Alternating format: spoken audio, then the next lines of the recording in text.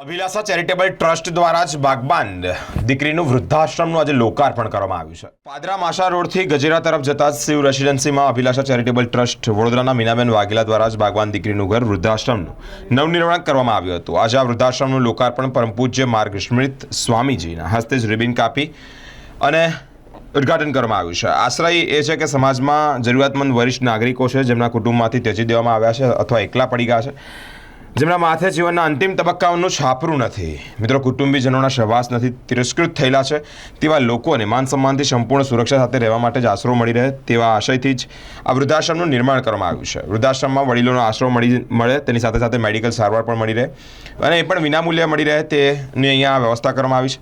આમંત્રિત મહેમાનોને પણ ઉપસ્થિત રહેવાનું એક સદભાગ્ય પ્રાપ્ત થયું હતું। પરમ પૂજ્ય માર્ગ સ્મૃત સ્વામીજીના આમંત્રિત મહેમાનોના હસ્તે દીપ પ્રાગટ્ય કરીને શરૂઆત કરવામાં આવી હતી।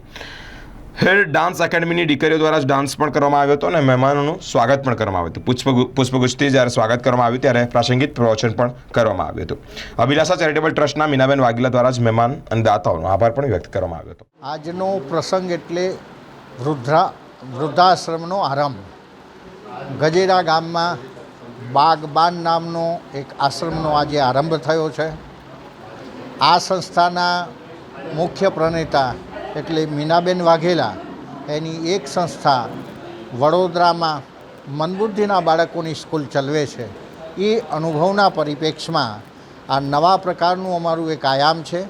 વૃદ્ધોને એક આશરો અને પોતાના પરિવારનો કોઈ પૂર્વગ્રહ છોડીને એક નવી જગ્યામાં, નવા અવકાશમાં મીનાબેનના છત્રછાયામાં પોતાનો જીવનનો અંતિમ શ્વાસ લે, પોતે કુશળમંગળ છે, એનું આયુષ્ય વધે, પૂર્વગ્રહ ભૂલીને સમાજ કે પરિવારના મુક્ત વાતાવરણથી અહીંયા આવે।